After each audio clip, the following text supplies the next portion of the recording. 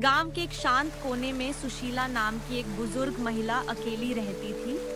कभी उसका भी हंसता खेलता परिवार था, लेकिन समय के साथ उसके सभी अपने उससे दूर होते गए।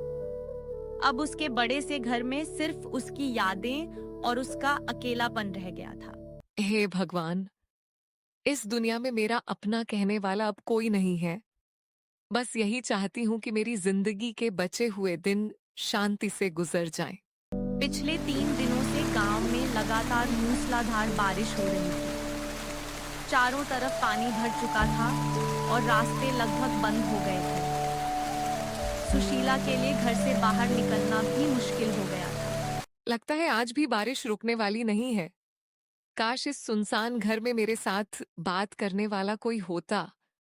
शायद भगवान ने मेरी किस्मत में अकेलापन ही लिखा है। उसी शाम गांव के बाहर एक कार तेज बारिश में फंस गई। कार में राजेश, उसकी पत्नी मीना और उनकी छोटी बेटी अनाया बैठी थी। मीना, लगता है गाड़ी अब आगे नहीं जाएगी। बारिश भी लगातार बढ़ती जा रही है। राजेश, अनाया भी बहुत डर रही है। हमें किसी सुरक्षित जगह पर रात बिताने का इंतजाम करना होगा। पापा, क्या हम आज रात यहीं फंस जाएंगे? राजेश ने दूर एक पुराने घर में रोशनी देखी। उसने परिवार को कार से बाहर निकाला और बारिश में उस घर की ओर चल पड़ा। देखो, सामने एक घर दिखाई दे रहा है। उम्मीद है वहां कोई हमारी मदद कर देगा। बस हमें आज रात के लिए थोड़ी सी जगह मिल जाए। सुबह होते ही हम यहाँ से चले जाएंगे। राजेश ने सुशीला के घर का दरवाजा खटखटाया। कुछ देर बाद सुशीला ने दरवाजा खोला। अरे बेटा, इतनी तेज बारिश में तुम लोग यहाँ कैसे आए?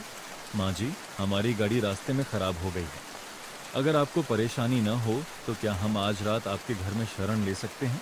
बेटा, ऐसी मुसीबत में कोई मेरे दरवाजे पर आए और मैं उसे वापस भेज दूं? ऐसा कैसे हो सकता है? अंदर आ जाओ। सुशीला ने तीनों को सूखे कपड़े दिए और आग के पास बैठने को कहा। अनाया चुपचाप सुशीला को देख रही थी। दादी, क्या मैं आपके पास बैठ सकती हूँ? दादी? हाँ बेटी, क्यों नहीं, आओ मेरे पास बैठो। कई वर्षों बाद किसी बच्चे ने सुशीला को इतने प्यार से दादी कहा था। उसके चेहरे पर हल्की मुस्कान आ गई। माँ जी, आपने हमारे लिए इतना कुछ किया। हम आपका एहसान कभी नहीं भूलेंगे। बेटी, एहसान की बात मत करो। मैं तो अकेली रहती हूँ। तुम लोग आए हो तो घर में रौनक हो गई है। आप सचमुच बहुत अच्छी हैं माँ जी। माँ जी, क्या आप इस घर में अकेली रहती हैं? हाँ बेटा, मेरा एक बेटा था, मोहन। लेकिन कई साल पहले वह घर से चला गया था। उसके बाद कभी वापस नहीं आया। क्या आपको उसके बारे में कभी कोई खबर नहीं मिली? नहीं बेटी, बस यही मानकर जी रही हूँ कि शायद वह अब इस दुनिया में नहीं है। सुशीला की बात सुनकर राजेश अचानक गंभीर हो गया। उसे ऐसा लगा जैसे उसने मोहन नाम पहले कहीं सुना हो। क्या हुआ राजेश? तुम अचानक चुप क्यों हो गए? कुछ नहीं, बस मान जी की कहानी सुनकर मन थोड़ा उदास हो गया। लेकिन राजेश के मन में एक पुरानी याद जाग चुकी थी। अगली सुबह अनाया घर के आंगन में खेल रही थी। तभी उसे एक पुरानी लकड़ी की पेटी दिखाई दी। दादी, इस पेटी में क्या है? बेटी, इसमें मेरे बेटे मोहन की कुछ पुरानी चीजें हैं। क्या मैं देख सकती हूँ? हाँ बेटी, लेकिन बहुत संभाल कर। पेटी में मोहन की एक पुरानी तस्वीर थी। राजेश की नजर उस तस्वीर पर पड़ी तो वह कुछ पल के लिए बिल्कुल शांत हो गया। माँ जी, यह तस्वीर आपके बेटे की है? हाँ बेटा, यही मेरा मोहन था। राजेश तस्वीर को देखकर कुछ सोचने लगा, लेकिन उसने अपने मन की बात किसी से नहीं कही। राजेश, तुम इस तस्वीर को देखकर इतने परेशान क्यों हो? मीना, मुझे लगता है मैंने इस आदमी के बारे में अपने पिता से बहुत पहले कुछ सुना था। क्या? अभी मुझे पूरा यकीन नहीं है। जब तक सच पता न चल जाए, माँ जी को कुछ मत बताना। धीरे धीरे अनाया और सुशीला के बीच बहुत गहरा अपनापन हो गया। अनाया उसके साथ खाना खाती, बातें करती और रात में उसके पास बैठती। दादी, अगर आप चाहें तो मैं कुछ दिन आपके साथ रह सकती हूँ। काश बेटी, लेकिन हर कोई एक दिन मुझे छोड़कर चला जाता है। मैं आपको अकेला नहीं छोड़ूंगी दादी। अनाया की बात सुनकर सुशीला की आंखों में आंसू आ गए। बेटी, तुम्हें पता भी है तुमने मेरे दिल को कितनी खुशी दी है। तो फिर आप रो क्यों रही हैं दादी? ये खुशी के आंसू हैं बेटी। बारिश लगातार जारी थी। अब राजेश और उसका परिवार सुशीला के घर कई दिनों से रह रहे थे। सुशीला को लगने लगा था कि जैसे उसका परिवार वापस आ गया।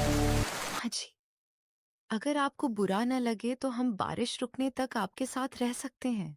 बेटी, तुम लोग जितने दिन चाहो मेरे साथ रहो। अब तो मुझे तुम्हारे जाने का डर सताने लगा है।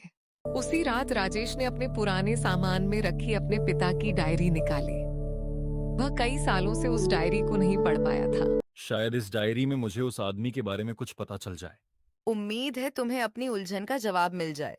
डायरी के कुछ पन्ने पढ़ते पढ़ते राजेश की आंखें अचानक एक नाम पर रुक गईं। मोहन। मीना, यही है वो नाम।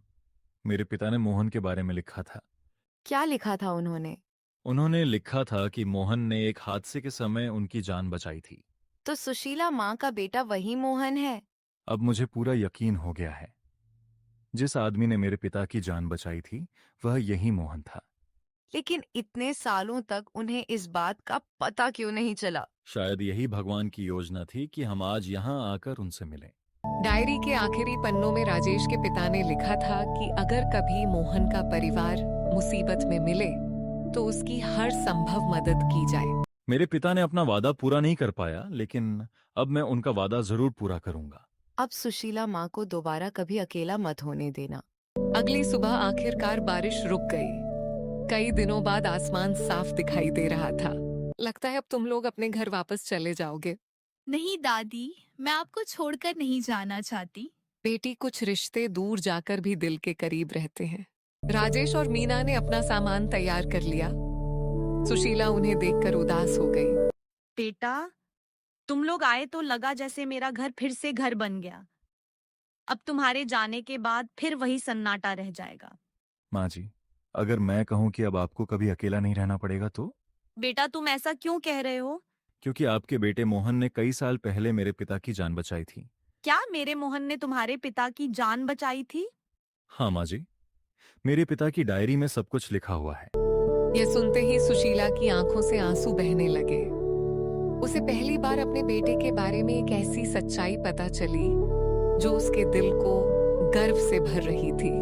मुझे हमेशा लगता था कि मेरा बेटा मुझे छोड़कर चला गया, लेकिन आज पता चला कि उसने किसी की जिंदगी बचाई थी। माँ जी, आपके बेटे ने मेरे पिता को नई जिंदगी दी थी।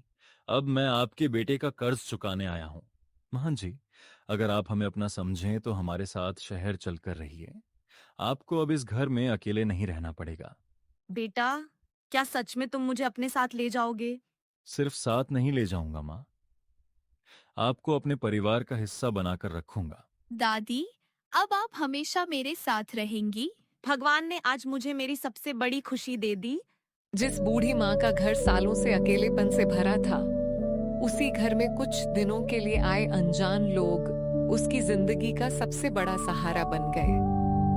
सुशीला ने उस परिवार को बारिश से बचने के लिए शरण दी थी, लेकिन बदले में उसे एक नया परिवार मिल गया। सच ही कहा गया है, इंसानियत से किया गया कोई भी अच्छा काम कभी व्यर्थ नहीं जाता।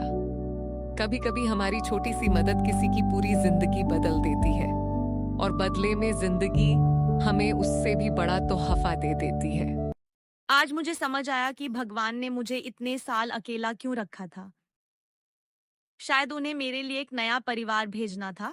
दादी नहीं, अब आप मेरी प्यारी दादी हैं और मैं आपको कभी अकेला नहीं छोड़ूंगी। और इस तरह एक बारिश की रात से शुरू हुई मुलाकात ने एक अकेली माँ को जिंदगी भर के लिए अपना परिवार दे दिया।